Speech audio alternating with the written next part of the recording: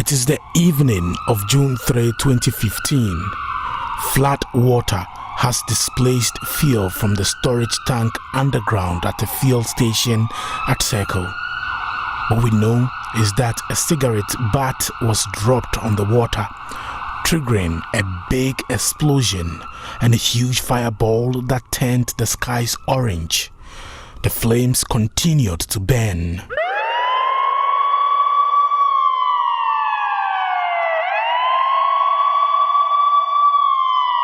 Solomon Akrugu was just 12 years old, sitting in a room nearby.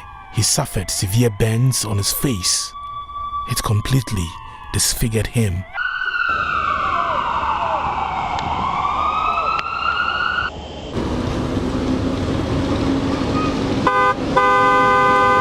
Eight years later, on a Monday morning, I meet Solomon at East Legon doing what he does every day, begging for alms. That is his only means of survival. He used to sell air freshness but lost his capital when a friend stole his wares. Begging on the streets of East Legon is very difficult for him. Sometimes he gets nothing even after begging the whole day. He says some drivers do not want to see him close to their cars because of his disfigured face. He tells me about an incident where a man asked him to remove the mask he was wearing and stop begging on the streets.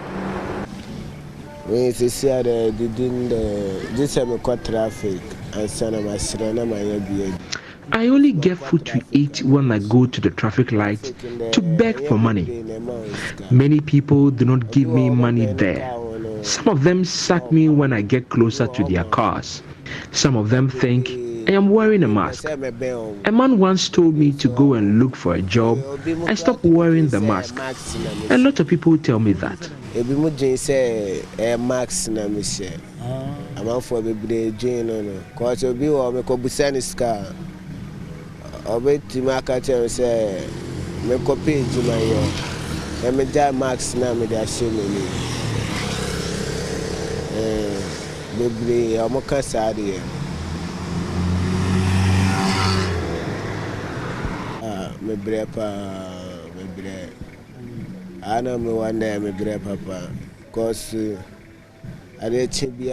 I am really suffering here.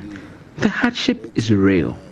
I am always scared when it starts raining because I am homeless. I always sleep in front of shops because I do not have a place I call my home.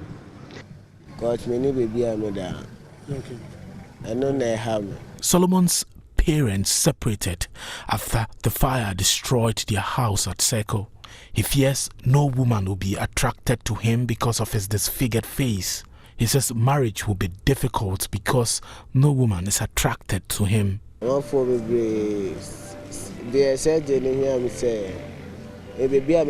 I really need the surgery because I am experiencing a lot of stigmatization.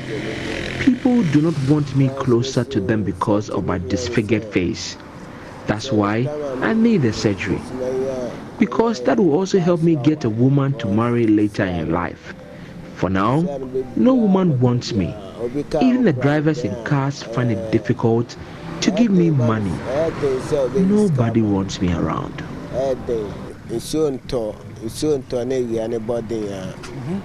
When the sun is out and hot and the light hits my face, it's really painful. That's why I need help. I can't touch it because blood will start oozing from my face if I do. So I go and hide in the shade until it's evening.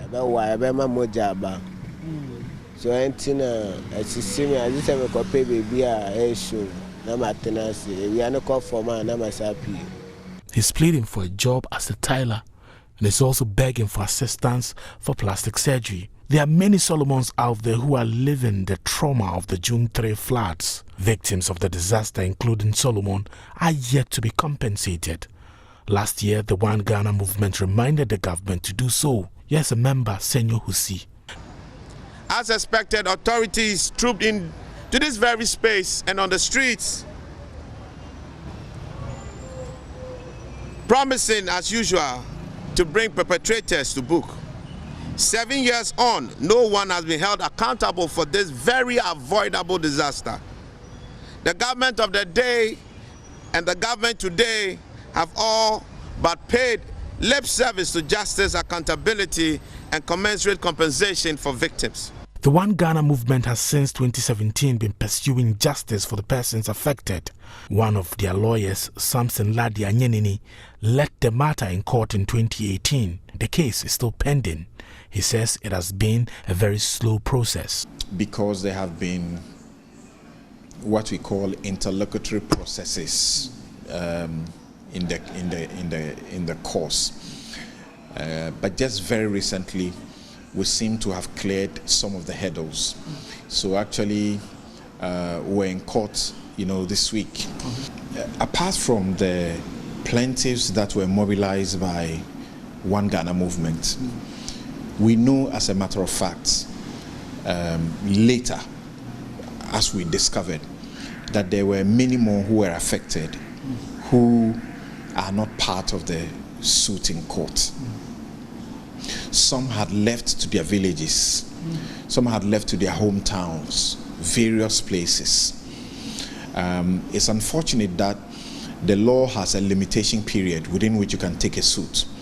And in excess of 5 years, you don't have that opportunity. But I believe that even for those who are in court, the state could look at this more carefully and see what could be done to everybody. For as long as there will be evidence to show that somebody is suffering as a result of what happened, I think that the state could look at being the father for all kind of thing. Many continue to live through these dangerous floods of trauma, and others are scarred for life. Maxwell Awagba, Joy News.